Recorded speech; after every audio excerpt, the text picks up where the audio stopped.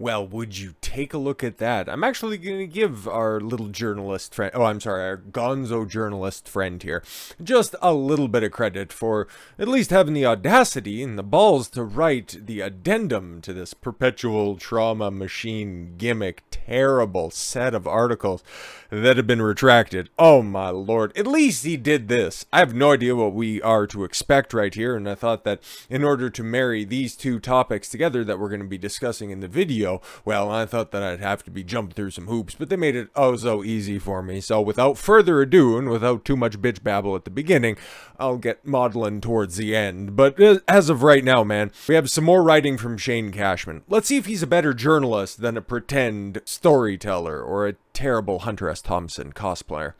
After the publication of the third segment of the Eliza Bleu series, Shane Cashman contacted Manuel Chavez de Fango, right? I would imagine so. A name who had been reported as a one-time affiliate of a now-defunct public relations company. He has clarified his distance from the company and said he does not employ the tactics that have been previously reported on. I would imagine that's probably him. I've seen him he's been tweeting up a storm, and brother's been memeing the hell out of everything, so shout out to him, because it really seems like he's on the right side of a whole bunch of issues, so good stuff. The company in question offered the normal services of a PR company. Oh, this is Shadowbox now. Okay, but extended it to reputation management tracking by creating positive and negative social media campaigns. Yo, they're really trying to double down on this whole everybody's a bot who was just trying to get Timster to talk about her censorious tactics. All right then, probably going to be jumping around. Like, this is better writing, but the substance remains at best. They would buy positive articles, posting, and accounts to promote people, but would also engage in negative campaigns against the target if the client requested it. And again, just try to focus in on what would Eliza Bleu benefit from by just putting out all of this negative marketing. If they offered these same services for somebody who's wrapped them in all of the correct tradcon talking points, oh my god, she's gotten right with the Lord about her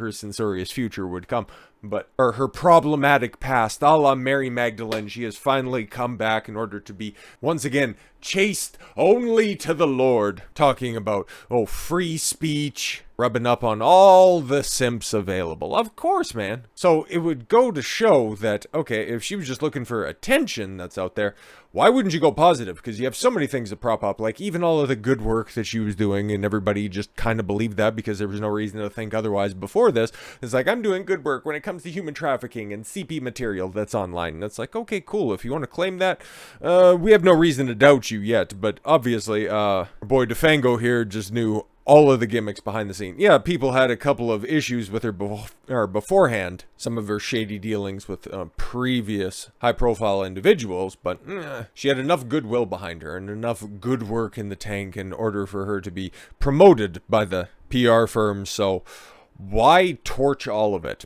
That makes absolutely no sense. Even if she does want to do a pivot, which is the only way to just continue to try to get any traction going forward, but why would you astroturf that of anything? See, it just doesn't make sense, so why would it make dollars? Chavez says that they were essentially a group of LARPers trying to copy the model of Black Cube and Redacted. Okay, but they were called Shadowbox. What? Just mention that.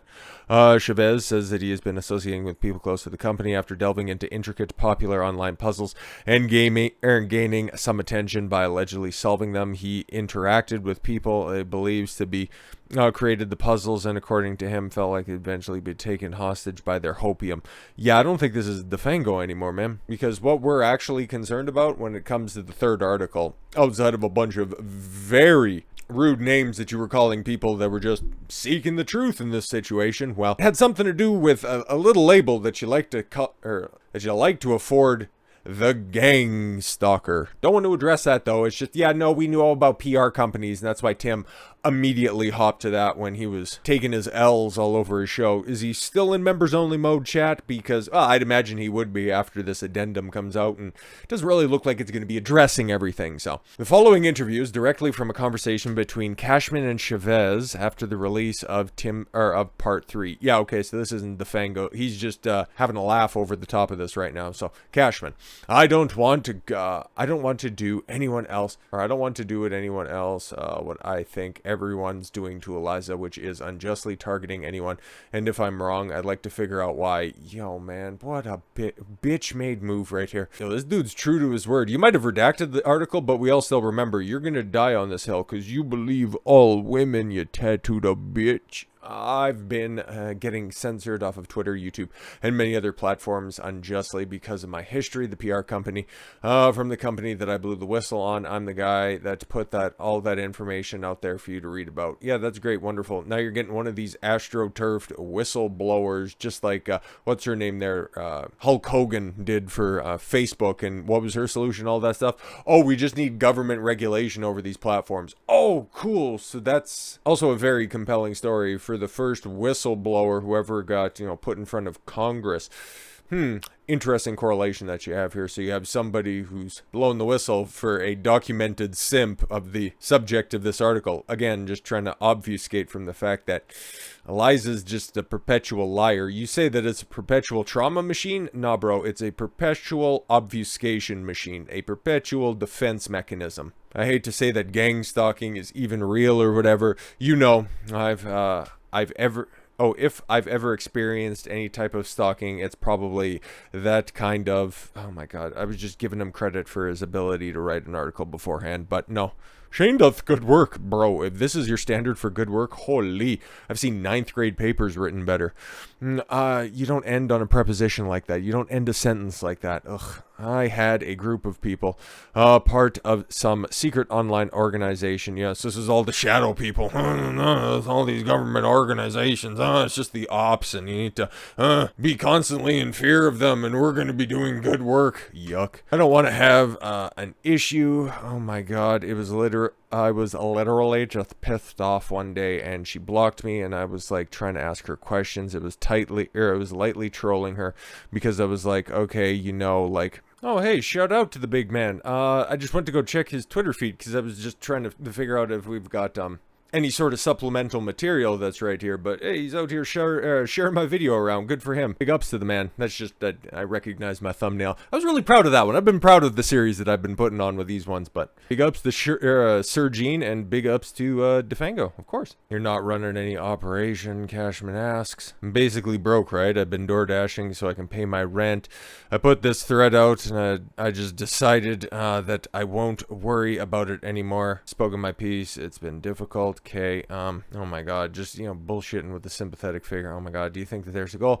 Do you think that there's a goal for this? Like, is it just chaos? It's just gain power over people? Listen, bro, you have the opportunity to edit yourself when it comes to putting something to print. You don't have to have all the likes, is, like your boss does on his regular evening talk show. Bro, that's a travesty in and of itself to listen to. But like I said, I had no idea that this little addendum piece that I would just have a nice transition from Tim Pool all the way over to Eliza Bleu, and then eventually find ourselves at the Tate brothers, and we'll get there very, very shortly. I just kind of figured that I'd have to work in, just from the horse's ass directly. Tim saying that, yeah, we reached out to the Tates about the Eliza Bleu story, and they said, hey, we might as well just run with it. So you had Eliza Bleu on. You had Eliza Bleu on multiple different times. You had the first one from way back in the cut, about a month prior to this appearance right here, and we got the little Crabman who's really, really mad about this situation. And you used to work at the Post Millennial. That's funny. I don't know why you're running such cut cover for Tim, because they're definitely in some sort of an incestuous relationship. Shout out to I'm so terrible with names, and especially the way that YouTube does names now. Somebody pointed out that Based Records Company, one of the sponsors of Minds Fest, where you can go see Eliza Bleu in person, alongside a couple other members of the Timcast panel. She'll be up there, and it'll just be a great old time of her talking about content moderation. I can't believe that that's still going to be a panel. But the guy who runs that is also in control of the post-millennial. So you no longer work there, and now you're shilling your wares online by backing an obvious liar, continuing to do it, but put a pin in this situation right now. So yeah, we got the initial clip. You guys remember this initial clip, right? Eliza Bleu reading off the statements of the survivors of Tate, just as Crabman points out statements from 2 survivors of Andrew and Tristan Tate, spoken by Eliza Bleu, read off of a paper. Who is she simping for, by the way? Because we know of 6 different individuals. Apparently, that's what the Romanian authorities dicot. To be more specific, they're alleging 6 different victims. 2 of them, we have no idea what their claims are, what they have to do with any of this stuff. 2 of the other girls, Beatrice and Jasmina, I do believe that's her name. They're who Myron and Fresh are going to be going down and speaking with when they're in Dubai later this week. That's phenomenal, man. You strive to have friends like that when you're just obviously so put up on trumped up charges that they will fly halfway across the world in order to make sure that your name gets cleared. Shout out to those guys. That's tremendous work. But no, they're the 2 girls that are saying, no, man, we love the Tates. We work with the Tates. They haven't made us do anything. And that's what the Romanian judge says. No, actually, you guys have been brainwashed. Sorry, what? It's according to our psychologist analysis of your guys' story. Well, we never talked to a psychologist. Yeah, and we also didn't really appoint a court psychologist, but we heard from the 2 girls that are being advocated for by Eliza Bleu. Oh, and a survivor of Epstein supports them and gives a statement as well. Their message is to be not afraid. Listen, I have no idea what happened to you over on Epstein's Island. There's a lot of Democrats that are out there right now, shaking in their boots on the release of the Epstein list. Yeah, it's a bunch of blue people that are on there. Imagine that. Wow. Big shock about that. I don't even know what to do with that story. I might talk about it tomorrow, sometime in the near future. It's just, hey man, people who are in power are shitty individuals. Big shock. I don't really know what to do with that. I'm not going to be Tim Pool by just trying to claim that I don't do e-girl drama. I just stick to the more important talking points, like rubbing shoulders with a bunch of congressmen who don't do anything. Dude, he just wants to be Rush 2.0. He just wants to be one of these talking head shows, doesn't really accomplish anything, constantly has a little grift going on, and constantly has that same churn of eyeballs every single time that they turn on, just a reliable audience that'll just help him out. And oh shit, I meant to mention this right off the top. Shout out to my boy. Need to make sure that I have this right. I don't want to get it wrong, and I have no other way to just really reach out outside of just, directly replying to my guy here. NSX, a big shout out to the big homie right there from yesterday as well. Hey man, you're somebody who came over from Tim's grift, and hey man, I'm with you. That was me from back in the cut. He was a big inspiration for what I do right here. I've been open and honest about that. I've given him his flowers at the exact same time. He's a good news aggregator. He's got impeccable work ethic. He knows how to take very minimal talent and just catapult it into 3 over million subscriber channels. Success leaves clues, but also so does failure. Surround yourself with a bunch of dorks, a bunch of simps, and then also platforming somebody and who you're also in talk with, the opposing counsel, and you think Tim, who purports himself to be this expert journalist who's out there, would have had the same information that we're going to be uncovering here in a second. That kind of sinks the entire impetus for Eliza to be on your channel, and you didn't push back on that. That's very interesting. It's almost like Tim was trying to play both sides of the fence, kind of like what he did with Steven Crowder, previously having on Candace Owens to do her shtick on camera for Daily Wire, only to play the other side of the fence and have Steven Crowder who can draw. He can draw numbers, man. What was that? 164,000 people tuned into your show? Don't tell me you don't do drama, that you just stick to the important topics. The important topics that you're talking about is nothing that anybody can deal with directly, and you never give them any solutions to begin with. You're just an outrage machine. And it's about time somebody put an end to this nonsense, because the 2 survivors of Andrew and Tristan Tate, made the entire thing up. These are the people. These are the two broads, the Moldovan and the US girl, the stripper and the cheater. Those who are also advocated for by a former stripper. Probably by somebody who's cheated on somebody as well. So, birds of a feather, fuck celebrities together. Let's keep it a buck. So, shout out, once again, another shout out. But this time, it's well deserved for another good journalist. Suleiman Ahmed. Talked about him before. The last time we talked about all of the Tate stuff, he had a wonderful thread, and guess what? Our boy does not disappoint one more time. Verified messages have been leaked, and it clearly shows that the women planned to frame the Tates. So now you got two con artists. You've got two women that just absolutely 100% deny any wrongdoing by the Tates and Georgiana and Luana. You can't forget them as well. They are also integral and also being kept in that Romanian hellhole right now. All four of them are being framed up on what? Those two? The one that we already knew from Miami, we knew all about her story. And then the one from UK, oh, the stripper trying to make good on a TikTok account and then trying to blackmail Andrew into a $200,000 house in Romania? Like, come on, man. And now you got it in black and white that these two broads were just running some game behind the scenes. Can't say I'm shocked, but I'm just a little bit enraged about the situation. They manipulated the Tates into believing they loved them and framed them by involving the embassy shortly after arriving. Okay, so I've retweeted this story a couple of different times. I've yet to run through the actual wiretaps that we have right here. I didn't know that they were also running game on the Tates. Very interesting, because I've seen a bunch of people also opine about, oh, the current state of women. Oh, they've been lied to. These precious women, if they weren't indoctrinated, they'd just be so great.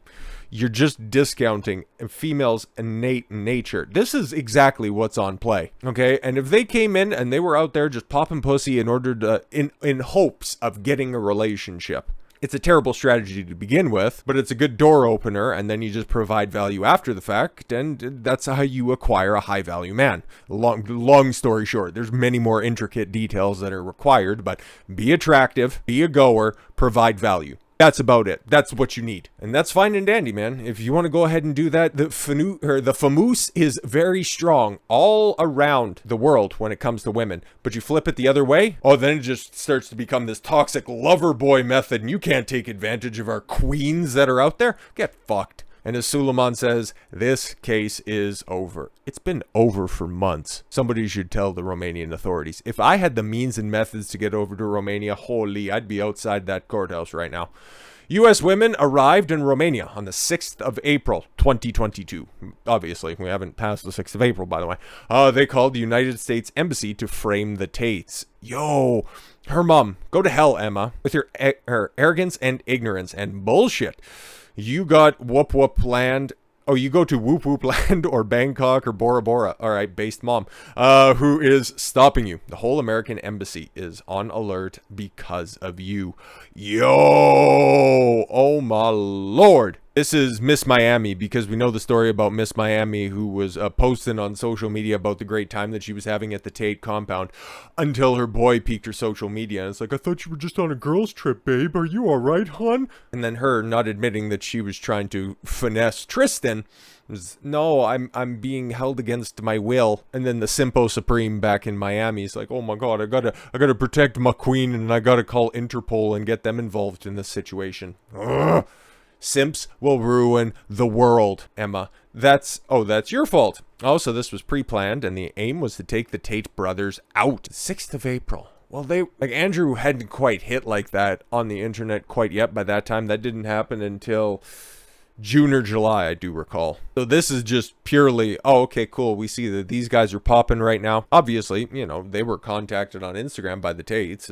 They totally did this.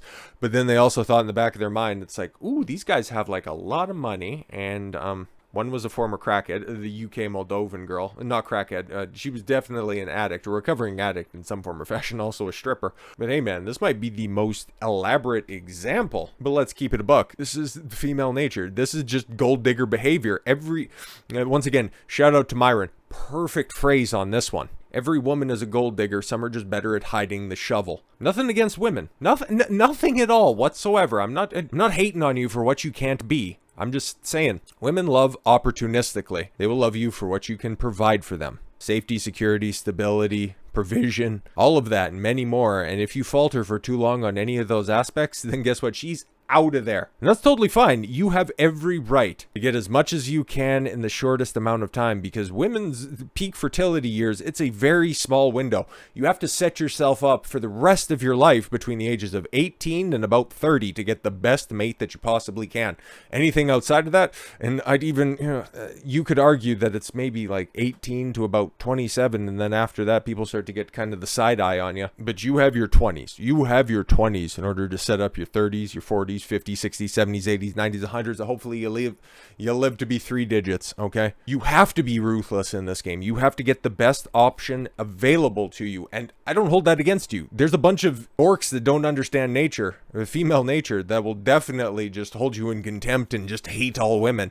I don't hate all women, man. I just understand what they are, what they'll never be, and how to maneuver accordingly. So yeah, if this wasn't a coordinated effort with a built-in ripcord, that if they didn't get what they want, well, guess what? Now nobody can, because we'll just throw them in jail afterwards. If women were being, get this one, authentic, these two women, not women in general, okay? These two women in this situation, if they were being authentic, they were just trying to provide value, trying to get themselves in good with the Tates, there would be nothing wrong with that. Hell, by all accounts, all outside accounts, and even one of the girls who talked to the BBC about their experience right there, everything was fine and dandy until it wasn't, which is just with supplemental material that's out there as well. They were very well taken care of. Their social media platforms to just kind of paint a different picture than the sob story that they're telling mass media. So yes, this was pre-planned and an aim to take out the Tate brothers.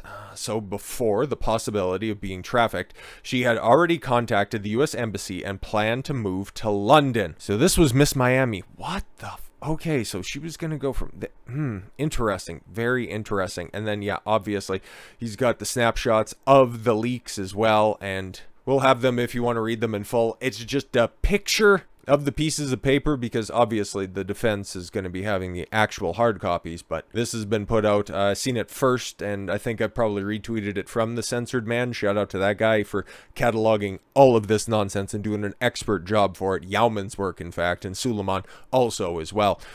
Emma says her and Aliona, okay, have brainwashed Andrew and Tristan Tate to believe that they are in love with them.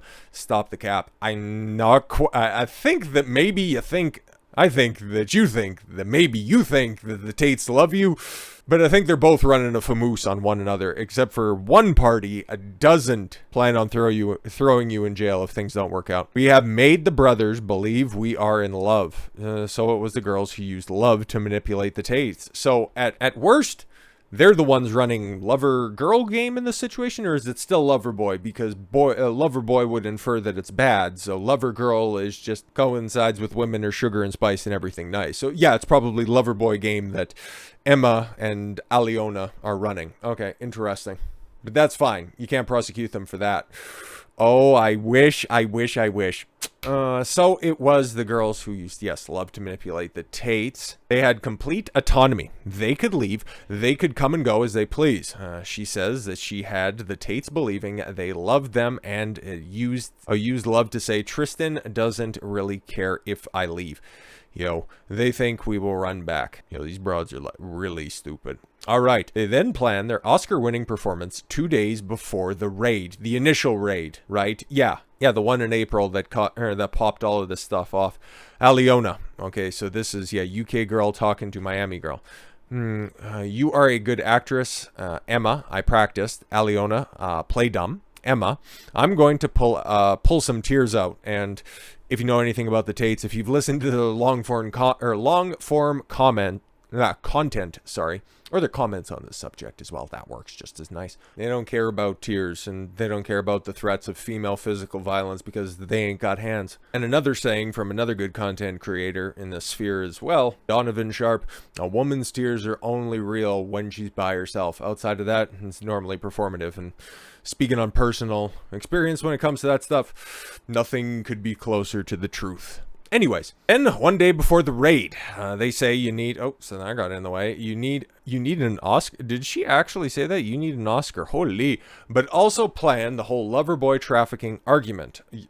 Sorry. They even plan the text that they will send the Tates, saying a nice message saying we are hurt or shit like that, and we do love them. Yeah, because this is one of those things that's really coming up in common parlance, betwixt a whole host of scallywags recently.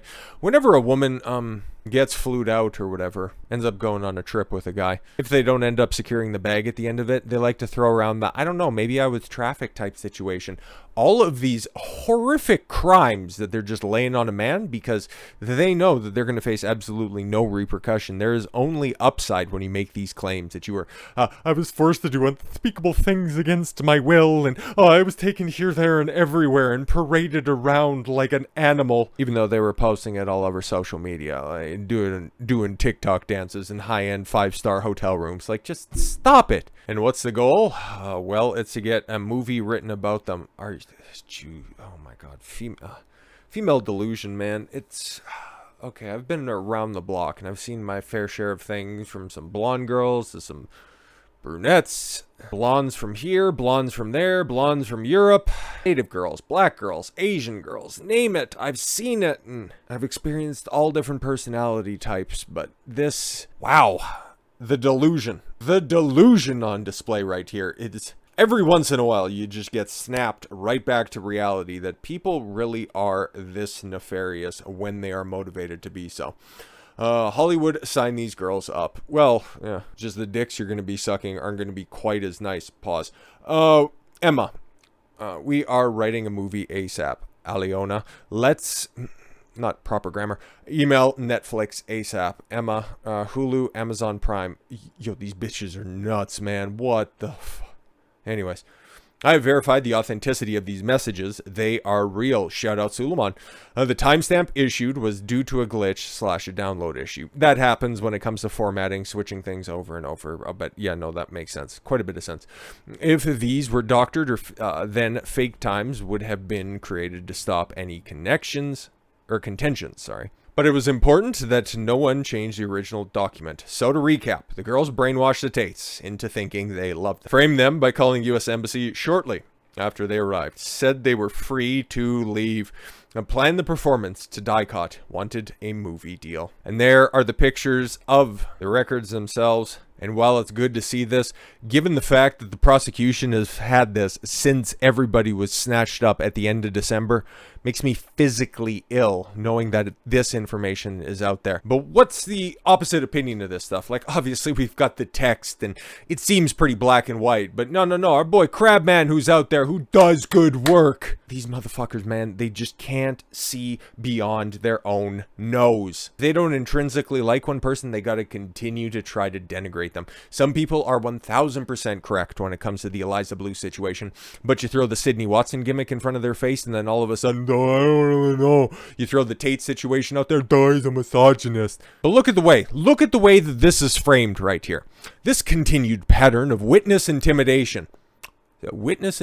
Sorry, is there any specific details? Not even a WhatsApp address. Everything's all blotted out appropriately outside of just names that are on there, publicly available names on the prosecution side when it comes to the charges that could potentially be levied against them. But witness intimidation, that's a bit of a stretch. I thought you were supposed to be a journalist. Oh, maybe that's why you got fired from the Post-Millennial. Not very good at your job. A lot of people in that sphere, not very good journalists after all, it turns out. By people supporting the Tate brothers is probably why the Romanian judges keep denying their appeals. No, if you'd also peek what the Romanian judges are looking at, this is a political hit job. This is something that, you'd think, Mr. Censorship, I stand up for free speech and important issues, unjust detainment. That doesn't cross your radar, even though you're in constant communication. Oh, but I understand, Tim. That's why you don't want to be talking about the Andrew Tate type situation. That's why you don't want to be sticking up for men's issues like that. You can't grift off the other side. You got the one side of it, and they are so patently wrong, it's falling apart in real time. Thank Allah for that. But you can't talk to Tate. You can't get those million views on your channel because you can't have Tate inside your studio. So you just clam up or crab up in this situation. Tim Pool doesn't like you. Eliza Bleu wants to grift off of you. I had a tweet earlier today based on conversation I had with, if I remember correctly, Ginger in one of the comment sections and one of the videos previous in some of the days past. There's a schism developing within the independent media sphere. All of it in general. I tend to knock it down to just a few different points.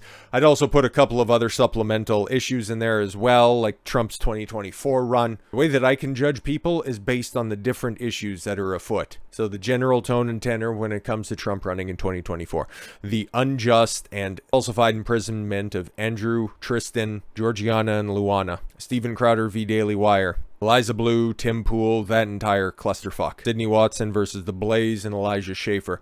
Wherever they line up on those situations, I can pretty much guarantee if you're a trustworthy individual. I know exactly when I peek any of those issues, I know exactly where I line up on. You might not like it. Hey, and chances are, if you don't, you aren't listening to the facts. You're getting caught up in your emotions. And I'm probably talking to nobody that applies to at this point in time, especially if I was laying out some female nature stuff a little bit earlier in this. You would have got too triggered, you would have downvoted it, and you would have just pieced out. Because thin-skinned individuals, you just want to externalize your problems that are out there.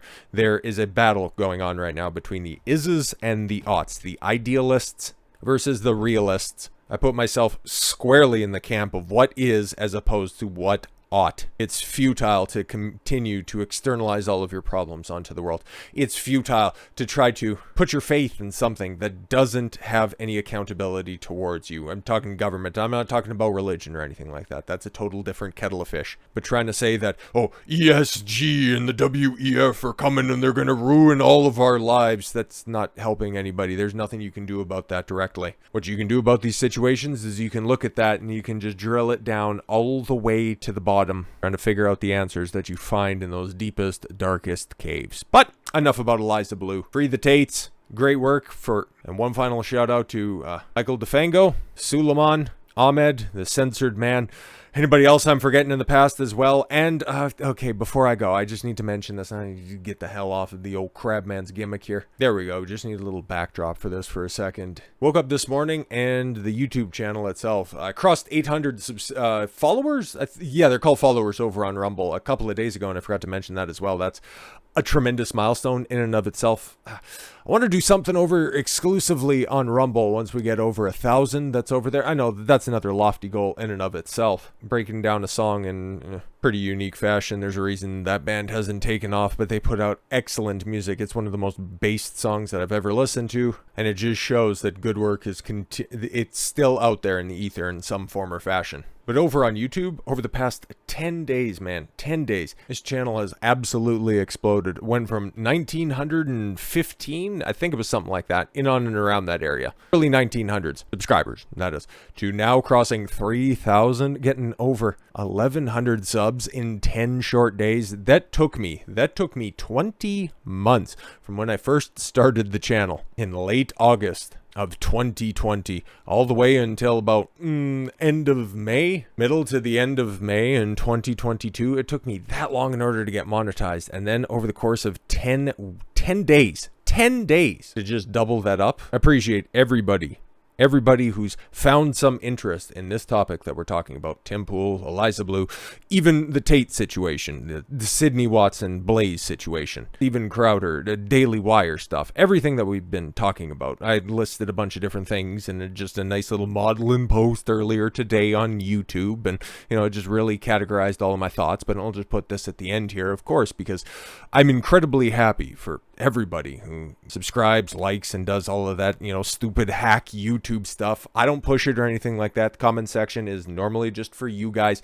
driving it, calling out for likes and subscribes, and subscriptions. Is total cringe and gay. I adhere to the model that I heard Razor Fist, one of my favorite YouTubers, who I don't get this one. I don't agree with on all of his topics. I think he's fairly sharp in a bunch of different areas. It's just there's minor bickering that goes on, but he's got his head pretty well squared on. He says, I'm paraphrasing a little bit, your content should speak for itself. You'll get the likes and the subscribers if your content is up to snuff, if you add some value to your audience. And I'm finding that out in real time. You guys are appreciating the content that's here. I try to provide some steak to the sizzle. A lot of people, and I'm not shitting on them or anything like that, they've got their different style that's out there.